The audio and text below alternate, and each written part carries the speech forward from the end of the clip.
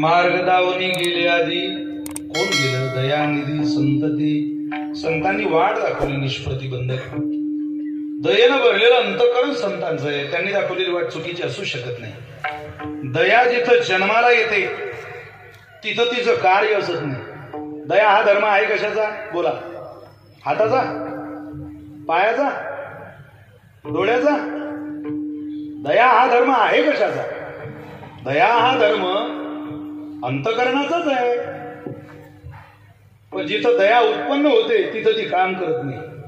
ती आत जन्माला येते आणि काम जगात करते. संतांच्या आत अंतःकरणात दया जन्माला आली. ही दया तर जगात शिल्लक राहिली पाहिजे ना. मार्ग निवडला सोजवळ. म्हणून आता पुढे गेले त्यांचा शोधित मार्ग. चला जाऊ मार्ग घेता. आम्ही आता मार्ग शोध शोध जाऊ. कोणाचाही शोधू नका. तेनेची पंथे चालू जाता न पडे गुंता कोठे काही. दोन चरण म्हटली त्यावेळेला या अभंगाचं एक वाक्य तयार होतं. असा हा अभंग आहे. म्हणजे पहिलं चरण म्हटलं ना, दोन्ही चरण म्हणावी लागतात तेव्हा त्याचं एक वाक्य पूर्ण होतं. तेनेची पंथे चालू जाता. केनेची पंथे दयानिधी संत ते मार्ग दावली गेले. तेनेची पंथे चालू जाता न पडे गुंता कोठे काही. तुम्हाला अडचणच येणार नाही. आपल्याला अडचण येऊ नये असं जर वाटत असेल तर संतांनी दाखवलेल्या मार्गावरती चालावं. अन्यत्र सगळ्या वाटा दुःखाच्या आहेत. त्या वाटांचं दुःखाचं वर्णन आपल्याला करण्याकरता भरपूर प्रमाण घेता येतील. भरपूर ओव्यांचा वापर केला जाईल. योगांचा मार्ग, मंत्र मार्ग, ज्ञान मार्ग आणि अजान सिद्ध साधक, साधन सिद्ध साधक, हे सगळे मार्ग तपासले तर आपल्याला ती मार्ग काय त्रास देतात याचा विचार पाहता येईल. पण त्रासदायक मार्ग बघायचा नाही. आज आता निष्प्रतिबंध मार्ग बघायचा आहे. न पडे गुंता कोठे काही जायचंच नाही. अहो स्वतः देवानं सुद्धा परिवर्तन केलं महाराज. मत परिवर्तन कोणाचं? एका वेळेचा प्रसंग आहे, सगळ्यांना माहिती असलेला प्रसंग आहे. तुकोबारांचं आणि जिजाबाईंचं बऱ्याचदा बोलणं व्हायचं, बऱ्याचदा. आणि ते बोलणं चालणं झालं की त्याचं रूपांतर भांडणात व्हायचं. इतकं भांडणात रूपांतर. जिजाबाईने बोलत राहावं, तुकोबारांनी ऐकत राहावं महाराज. उत्तर देऊ नये. एकदा तुकोबारांचं आणि जिजाबाईंचं बोलणं झालं. नाही ते बोलायला लागल्या, तुम्ही काही केलं नाही, प्रपंचही बुडवला, परमार्थही बुडवला, माझं ऐकत नाही. महाराजांनी फक्त हसावं. भागीरथीनं समजलं की आता भांडण झालं म्हणजे आपली जबाबदारी. जेव्हा बोलणं व्हायचं त्यावेळेला स्मित हास्य करणाऱ्या तुकोबारांजवळ भागीरथी तुकोबारांच्या कन्या विना आणि चिपळा आणून द्यायची. हा भांडणावरचा सगळ्यात सोपा इलाज आहे. वाद घालायची इच्छा असेल ना, घरात घालू नका. एकानं वाद करायची तयारी केल्यावर राम म्हणायची तयारी दुसऱ्यानं ठेवा. राम माणसाला क्रोध येऊ देत नाही. जेव्हा जेव्हा आला तेव्हा ज्ञानोबाईंची आठवण काढा. राग येईल माणसाला. तो राग आपल्या घरातली वातावरण उद्ध्वस्त करून टाकतो महाराज. थोडासाच असतो काही क्षणापुरता. नंतर आपल्याला पश्चाताप होतो की अरे हे बरं नव्हतं आपण. मोठी माणसं कितीही राग आला तरी त्या रागाचा उपयोग योग्य वेळेला करतात. कुठेही राग व्यक्त करत नाही.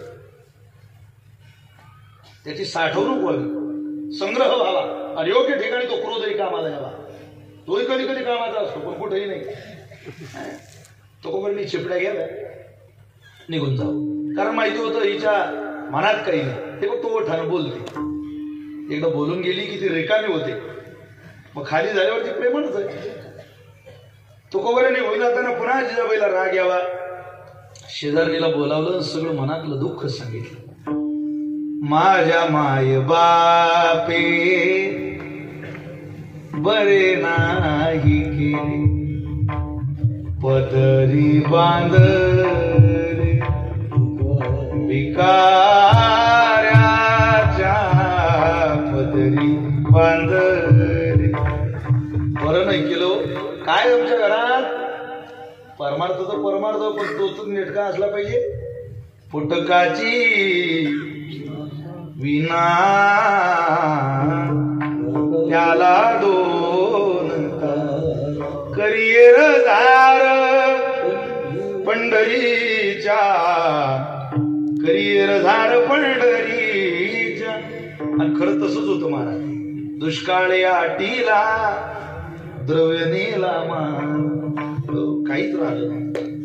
2 दिवस झाले, 4 दिवस झाले, 8 दिवस झाले, बोरगावकर महाराज घरी आले नाही.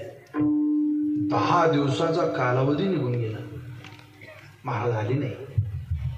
इथं जिजाबाईला वाईट वाटत होतं. नसतं बोलली म्हणे, मी त्यांना जरा जास्तच बोलली.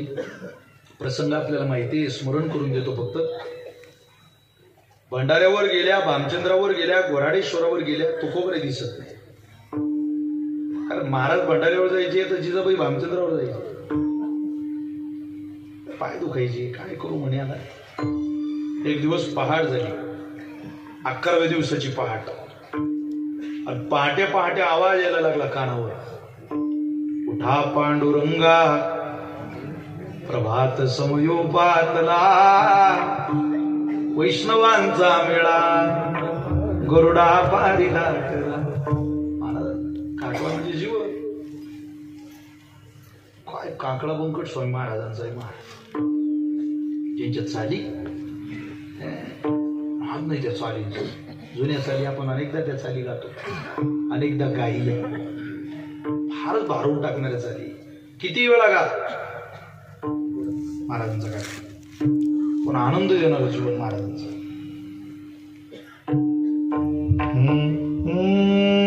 मध्यम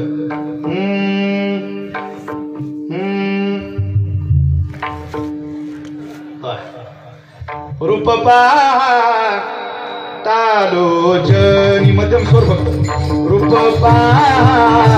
तालोचनी,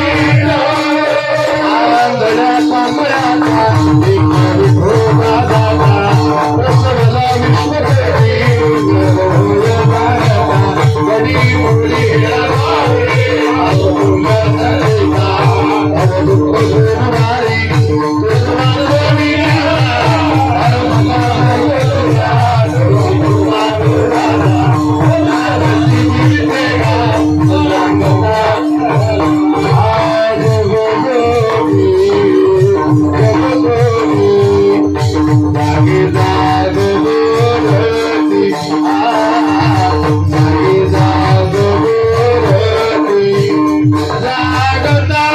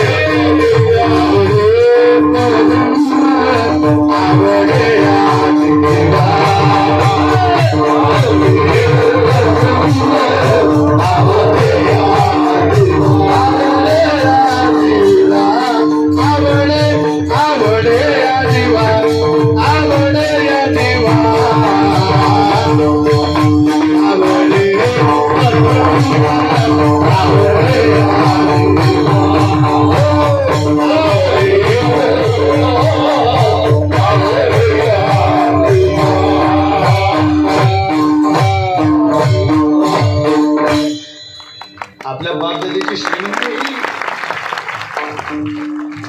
त्या स्वामी महाराजांच्या चाली आहे सगळ्या. जितकी झोप मामासाहेबांच्या कीर्तनाला गर्दी असायची ना तेवढी गर्दी स्वामींच्या काकड्याला असायची सगळ्या. आता तरुणाला लाज वाटते टाळ घे. अरे म्हणा इकडं काय बजाव बांगो बांगो बांगो इकडे ये जरा. येण्याची पण देत आलं जाता हा पण तो सुखाचा आहे. खरं सांगा या चाली ऐकत होते त्यावेळेला तुमचं अंतःकरण गदगद होत होतं की त्या वेदातल्या चाली भजन माणसाला खुश आनंदी बनवतो. म्हणून संतांकडे चालायचं, संतांचंच ऐकायचं. जर ऐकलं न पडे गुंता कोठे काही. असा काकडा चालू होता कोणाचा.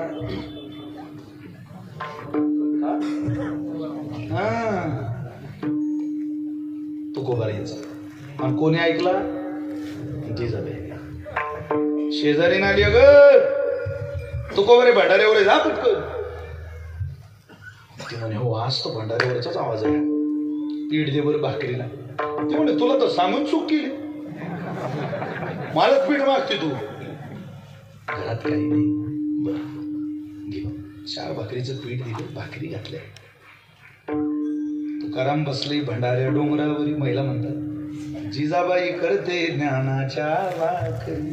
ज्ञानाच्या भाकरी घातल्या. खूप जीव मार. महाराष्ट्रातली नारी होणं कठीण आहे बरं पुरुष मंडळीनो. स्वतःची आई बघा नाही तर स्वतःची पत्नी बघा. स्त्री होणं कठीणच आहे. बाईचं जीवनच कठीण. आपल्या पाठीमागं प्रपंच कसा निभावते. घरात रुपया नसू द्या नवऱ्याचा झाग झाकण्याची किमया मालकीकडे. कुटुंब व्यवस्था सांभाळायला मनुष्यापेक्षाही स्त्रीला अधिक कष्ट करावे लागतात आणि करतात त्या मावल्या. जिजाबाईने त्या गरम भाकरी बनवल्या. थंडगार पाण्याचं मडकं घेतलं. जिजाबाईला माहिती होतं वेळ कमी असल्यामुळे लवकर जावं लागेल भांड्याला. चढायला पायात चप्पल नाही. काटा गेला जिजाबाईच्या पायात. अनवानी वाटेवर काटे फिर्यानवानी परिकाळ जात माझ्या जनाईची गाणी. वाटेवर काटे पायाखाली वाळवंट पायावरी भेगा परिकाळ जात माझ्या वाहे चंद्रभागा. वाटेवर काटे फिर्यानवानी परिकाळ जात माझ्या जनाईची गाणी. वाटेवर काटे वाटेवर काटे. काटा मोडला. जसा पायात काटा गेला बोरगावकर खाली बसली. हो आई ग म्हणून खाली बसली. रडत होत्या जिजाबाई. पायात काटा गेला म्हणून रडत नव्हत्या. पण आता हा काटा मला तुकोबारानं जीव घालू देणार नाही. गरम भाकरीने सांगा बरं 11 दिवस झाले. किती भूक लागली असेल. काट्याकडे पाहताना रडता पाय बघत. आता भंडाऱ्याच्या त्या कठीण घाटात कोण असेल दुसरं. दूरवर नजर गेली. गाई दिसल्या. गाई माग एक घोडाखी दिसला. त्याला आवाज दिला. अरे घोडाखी दादा अरे इकडं येऊ ना लवकर. पळत चाला. त्याच्या काठीला शिदोरी बांधलेली. मला बोलावलं. हो काही काम आहे का तुझं माझ्याकडे. अरे काटा मोडला पाया. काढता येईल का. चांगल्या चांगल्यांचा काढलाय. बोलायला जरा चांगला दिसतो. खाली बैस. पाय पुढं केला. काटा आपण शेतकरीची पोर आहे. काटा पायात मोडला त्यावेळेला खरं प्रामाणिकपणानं सांगा. आपल्या आईकडे काटा काढायला गेल्यावर आपली माय आपला पाय कुठं ठेवायची. मांडीवर ठेवायची. पाय मांडीवर घेतला. काटा काट्याने काढायचा नाही. पण काटा हाताने निघत नाही. बसतोय काटा. मांडीवर पाय ठेवला आणि जिजाबाई जरा लाजत होत्या, कारण पाय पुढे गेल्यावर थोडस पातळ वरती आलेलं आणि ते फाटलेलं होत. हात ठेवायच्या ते थिगळावर.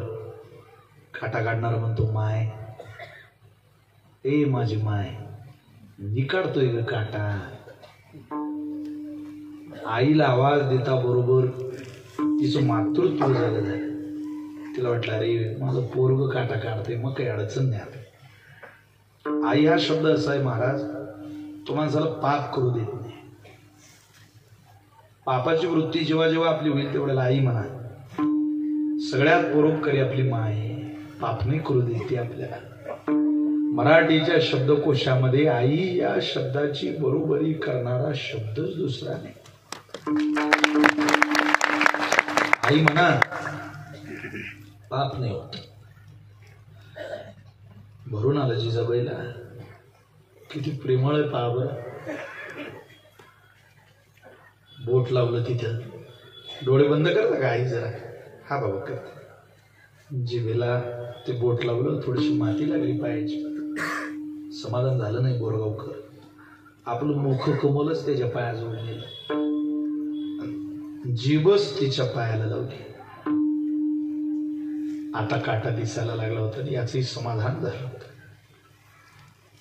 काटा दातात धरला आणि काटा काढला. काटा काढला तिच्या पायातला आणि रडतोय. हा त्रास नाही ना झाला तुम्हाला आई?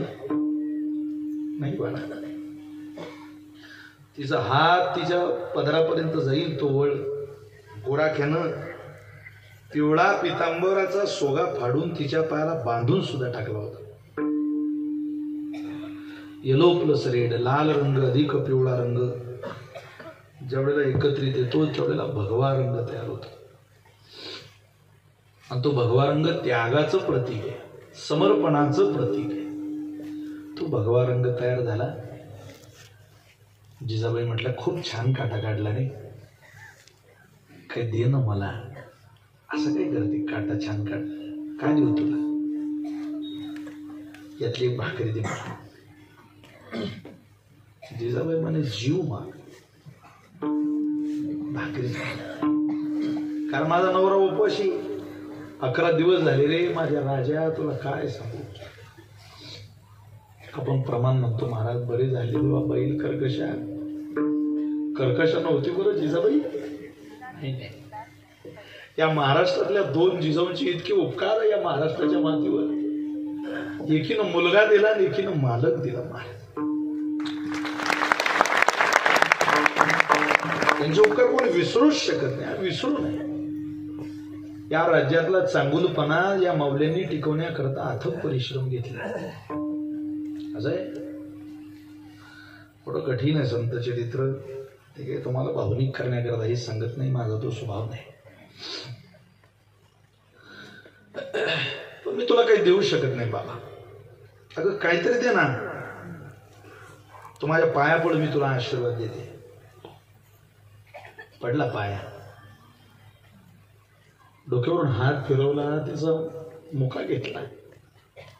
आईच म्हटलं होतं काय करेन ती, जवळ घेतलं. काय रे तुझं नाव? विठ्ठल.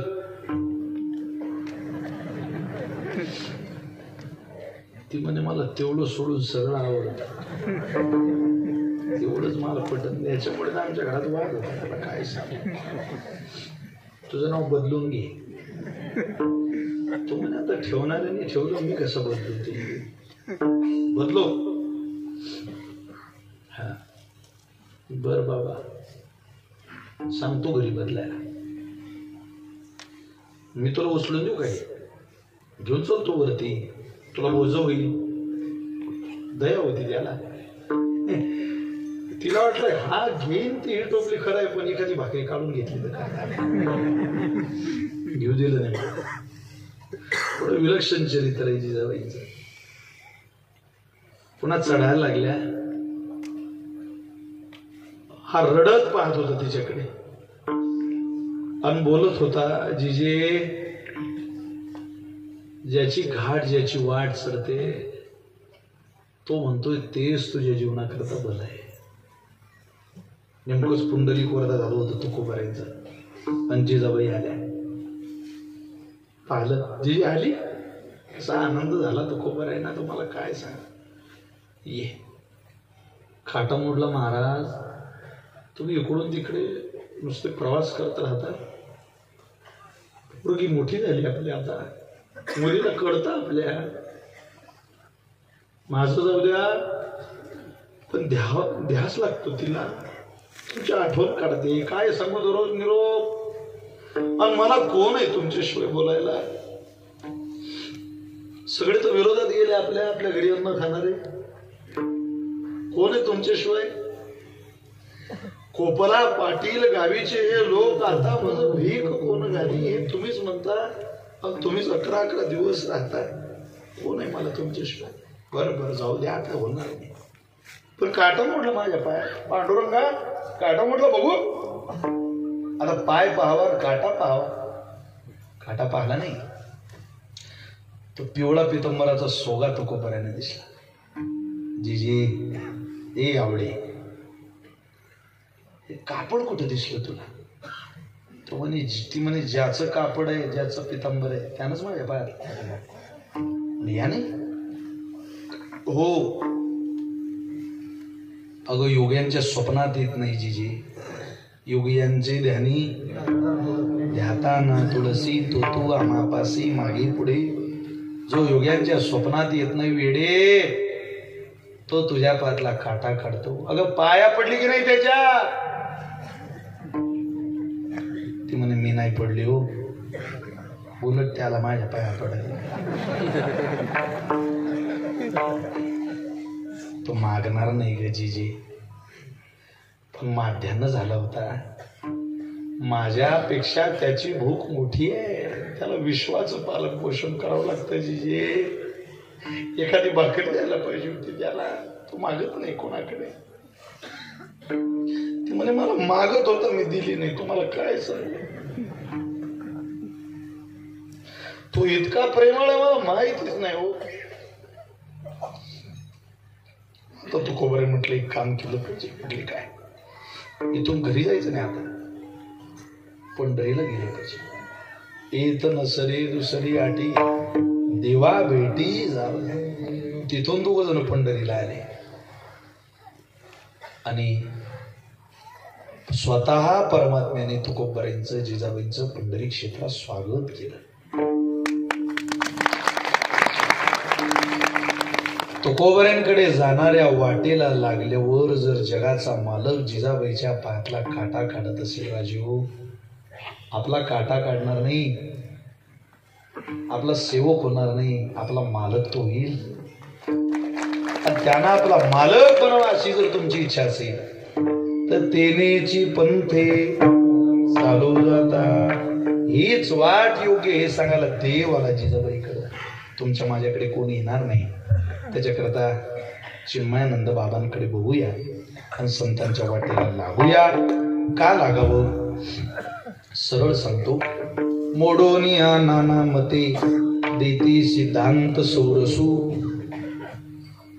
नास्तिकांचं मत असेल, नैयायिकांचं असेल, अमुकांचं असेल, सगळी मतं थांबवली. संत एकांती वैसले सर्व सिद्धांत शोधिले. सार काढलं देते सिद्धांत सोरसू. सोपेवर मामा सांगितले संती टाळ दिंडी हाती घेऊन नाचा. हेच करा, हे करण्यातच तुमचं भलं आहे. हे संतांनी जर दाखवलं असेल, सांगितलं असेल तर तेनेची पंथे चालू जाता. न पडे गुंता कोठे काही म्हणून ठरवूया. आता जायचं तर ज्ञानोबाराय तुकोबारांच्या मग. या जीवनाचा शेवटचा श्वास कोणासोबत काढायचा. ज्ञानोबारांसोबत काढायचा, तुकोबारांसोबत काढायचा. जीवन संपेल कधी याची माहिती आपल्याला नाही, पण जेव्हा केव्हा संपेल ते ज्ञानोबारांच्या भजनात संपावं, तुकोबारांच्या भजनात संपावं. एवढं संपलं ना जीवन त्यांच्या भजनात, तुमच्या जीवनात आळकाठी निर्माण करणारं दुसरं कोणीही असणार नाही. कारण संतांच्या जीवनाची दशा दिशाच देव आहे. सर्वस्व संत जीवनाचं ध्येय परमात्मा आहे. म्हणून त्यांच्या माग जा गेलं पाहिजे. तुम्ही किती दिवस प्रपंच करा, इथं कोणाला 100 पैकी 100 गुण मिळाले मिळत नाही मला. आमच्या गावच्या एका माणसानं आता धोंड्याच्या महिन्यात सासऱ्याला फोन केला. तो म्हणे, सासरेबा तुम्ही दिलेली तुमची पोरगी, अहो त्या लग्नाच्या दिवशी मला चांगलं वाटत होतं किंवा स्वर्गात आहे आपण, ते पाठीमागे मामा, मंडप, डेकोरेशन, लाइटिंग. पण जसे दिवस येत गेले एक वारी करू दिली नाही. हो तुमच्या पोरीनं आम्हाला एक वारी. तुमची पोरगी एका दिवसात 3 टाइम मारते म्हणजे काही जीवन आहे? किती दिवस सांभाळायचं आम्ही हे फळ? तुम्ही हे फळ आमच्या ताब्यात दिलं तेव्हा असं वाटत होतं या फळासारखं फळ जगात दुसरं कोणतं नाही. पण हे इतकं कडू निघालं. कसं सांभाळायचं आम्ही ते फळ आणि किती दिवस सांभाळायचं? सासरा म्हणे मरेपर्यंत सांभाळ भाऊ. त्या फळाचं झाड मी सांभाळून आलो पहिल्या माणसा. काय फळाचं